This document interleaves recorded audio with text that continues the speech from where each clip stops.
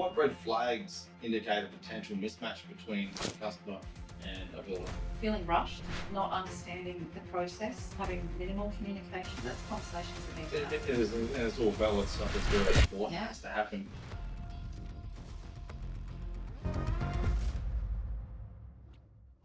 Hey guys, welcome to The Builder's Edge. I'm Norm Wales from Norm Wales Constructions. Now, for me, the whole purpose of this podcast here is to bring a little bit more awareness around the construction industry. I've been feeling for many, many years that there's not enough helpful information out there to support you guys to make the right choice. Now, we are a smaller family independent building company, and we're not here to build everybody's home. But we would definitely love to be able to work with you to facilitate your dream home. But if we don't build your new home, we want you to be able to make the right decision in choosing the right builder for you. So hopefully the information that I'm able to provide through this podcast can be informative and helpful that you can now create your dream home. So I hope you enjoy it, and thanks for watching. Nicola, so what are the telltale signs that a builder generally aligns with a homeowner's vision? So we've covered off on this earlier that obviously communication is key, and I think that if you can meet with your builder and sit like we're sitting now and just have that really good flowing, comfortable conversation and relationship, then that in itself kind of demonstrates that person's possibly right for you. But I think if you go to someone and you say, this is my vision and this is my budget, and you are upfront from the get-go, and that person's excited and wants to help create that vision with you, not for you but with you, then that kind of makes me feel like that person aligns really well with you, and that relationship's going to be flourish and be really successful. Yeah, no, I tend to agree there. But also, I guess then on the flip side of that, there, if they're going to a builder and they're not really being forthcoming or can't answer those questions, how can that make a bit of a difference?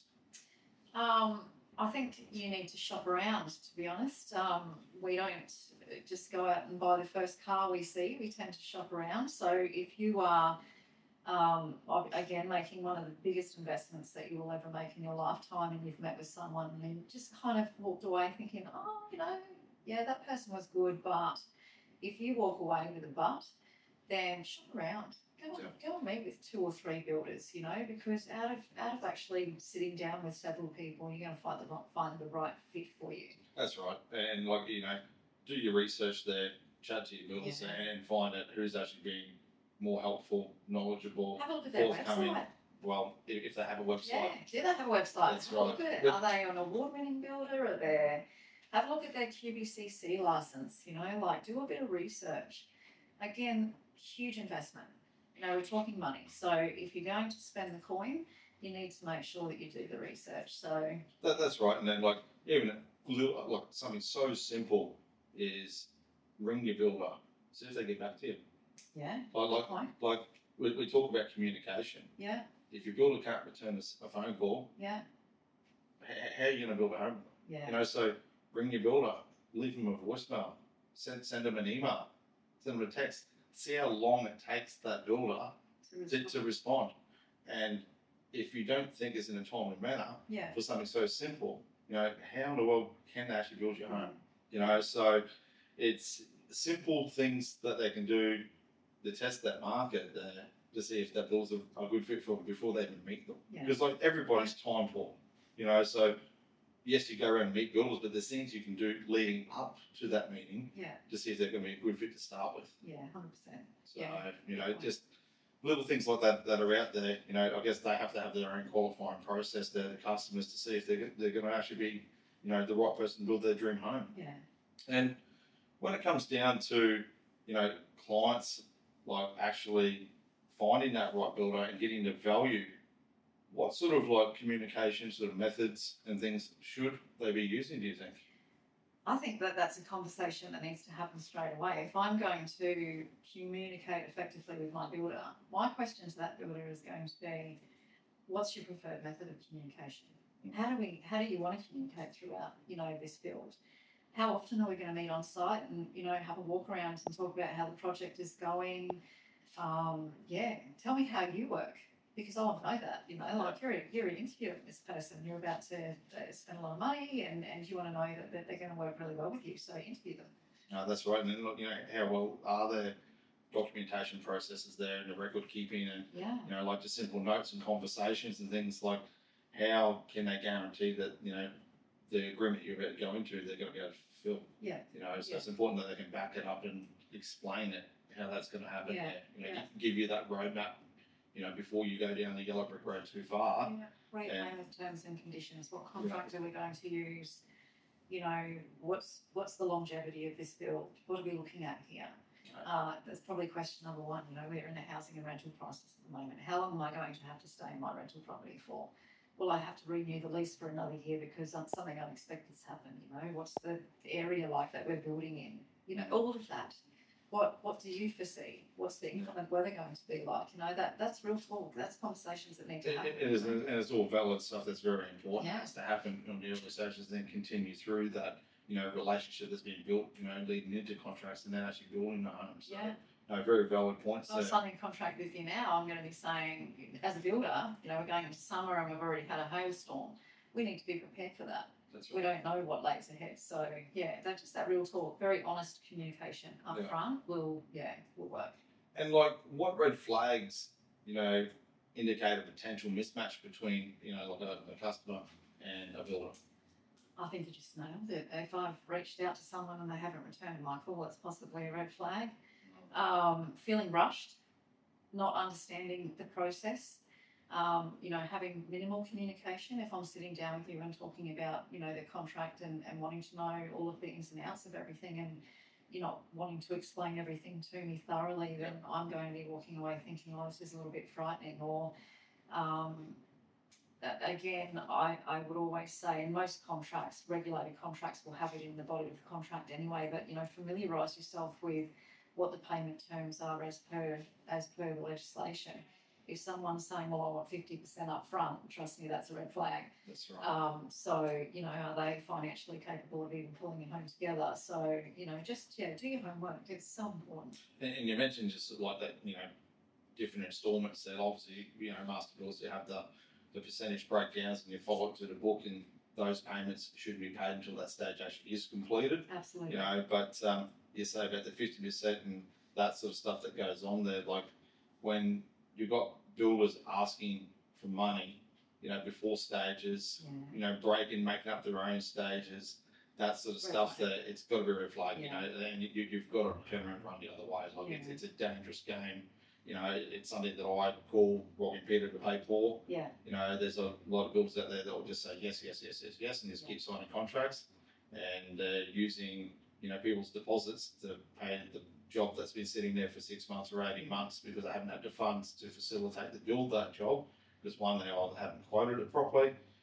Two, they just haven't had down their standing of how to run the job to begin with. There, so it has gone over and it's bled money. You know what I mean? So you got to be really, really careful. When you have anybody asking you for any advance money. So and you'll do yourself a disservice if you pay prior to the work's being completed.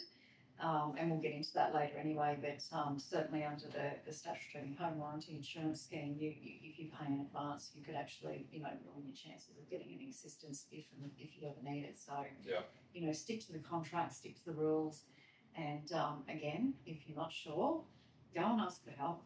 Reach someone and say, hey, look, I'm getting a bit worried now. These people are asking for money. Can I get out of this contract before the work commences? Go and get that legal advice. Yeah, no.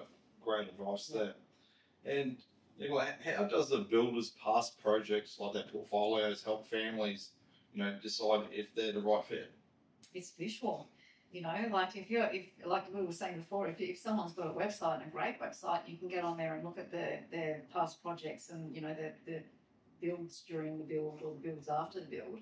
That's a really good indication of what they produce. Mm-hmm. So I think having a look at their portfolio is really, really important because it will help you understand what they're capable of and whether or not they are the right person for you. Are they going to be within your budget as well? Yeah. That's really important. And another point around that, there, do you find yourself that a lot of consumers get, I guess, led down the garden path and misunderstand what they're getting because they're going to these large display villages and all the lights are on, the home looks massive, extra high ceilings and all the inclusions and fixtures and things that look, $1 million and fantastic. Yeah. And then they fall in love with that. Then they sign up for things not really being as informed or as educated as they should be. Yeah. And then they find out that the home that they've actually walked through and what they've signed up for, it's two different things, and it doesn't include this and doesn't include that, and your ceiling heights are shorter, the house is actually, not as big, all those sorts of things. Like, do you see that as a problem at times? I have certainly experienced calls relating to that, but, I mean, I think if it sounds too good to be true, it probably is, or isn't. So yeah, again, you need to do your homework, and you need to do your homework before you sign any contracts at all. And you're right, you do walk into display homes and fall in love with them. They always look amazing. They're furnished, they're dressed, they're appealing because they're designed to look appealing. Yeah. But yeah, if it looks like a $750,000 home and they're saying they can build it for $350, do your homework. Yeah, and unfortunately, we all like to hear, what we want to hear, and we don't know what we don't know. But sometimes they say it's too good to be true. It's too good to be true. There, it's you don't want to be paying for things twice. Yeah, that's right, and that's where variations or unexpected variations happen, right? Because you're going, well, hang on, that's not what I saw in the picture, or that's not what I saw when I walked through that amazing home. Where's the fourth bedroom? So just make sure that you are absolutely clear and have a very good understanding of the plans, the specifications, the scope of work, and everything that you're getting for the price you've discussed before you sign the contract, essentially. No, that's perfect. And what questions should homeowners ask, to uncover a builder's true reputation? Do you think they should be, talking to past, customers, suppliers, generally, small towns like Bundaberg where we live there, reputation is a big thing. Yeah, so, definitely, born and bred and very proud of it there. Yeah. But with homeowners that are moving to the area or quite not sure, sometimes we get caught out by the big billboards and the flashing lights, and we get lured down that ideal little runway, but it's not a nice green pasture. It's a slaughter yard they might be going to, but now they get caught up in the moment or where things are. So do you think homeowners there themselves, when they're doing their due diligence, I guess you could say, what would be some certain things that they should be looking for in a builder? I see this all the time on the Sunshine Coast community page or the Aura community page, especially, I'm moving from Sydney to Aura, and, we're wanting to build, and we're looking at this block of land, and who's the builder that you'd recommend, and, the comments are somewhat interesting. So, social media is a very powerful tool, as we know, and people will put their feelers out there to find that out. But yeah, certainly asking around. And yeah, you're right. I mean, small towns, people talk. Sunshine Coast is small as well when it comes to the building and construction industry. So yeah, just do your homework. Just always do your homework. So, and that's what I guess we can take away from this is always doing your homework there and making sure that you're asking the right questions. But obviously things that are on the social media things, aren't necessarily, official, and we can make things look right. Yes, it's a great thing that people have a presence there and do stuff. It gives people a good understanding of what that company might be doing. But there's nothing like being on the ground, asking around that local area. Yeah. But also then, if you're getting a couple of builders that you're interested in, go have a chat with them. Feel them out like we've discussed, and have that honest conversation there, and just put everything on the table. If both parties can be open and honest and put everything down, we're not holding our cards back. Oh, look, I've only got a budget of this much, but it ends up being that much. But they don't want to tell that because they're keeping it as a safeguard. That's not going to help them with the conversation. Everyone's got to be open from both sides there. Yeah, and have around. Have a look at the development areas. If there's a builder that's got 50, 60, 70 site signs up in a development area, you can that person's really busy. So you know, you need to shop around and make sure that you're not going to put yourself in a position where you're signing a contract and you're told your house will be ready in 4 months and 12 months from now you're still waiting. That's right, yeah, and look, I guess that's what you'll get. As you say, you drive around and you'll see like a lot of half-completed homes and things like that there that are sitting there for a really long time. Yeah. That's only going to cause problems and cost to the actual consumer itself there. But no, look, Nicola, that's been fantastic advice there, and a lot of gold nuggets in that there. I think for the consumers and people wanting to listen to this sort of stuff there. But I guess with one last thing there, like the final piece of advice, that you'd give families choosing the right builder, what do you think the number one thing would be, if they just look at one area straight away? Looking at their previous builds, I think is a good reflection of what the product is that they're producing. Definitely their websites, definitely do your homework on the QBCC website as well. Check their license, make sure they're licensed appropriately for what you are building. The QBCC website has a huge amount of information. It'll, tell you their history, Yeah. Their turnover and what their financial position is, whether or not they've been getting directions to apply. All of that information. So that's great advice.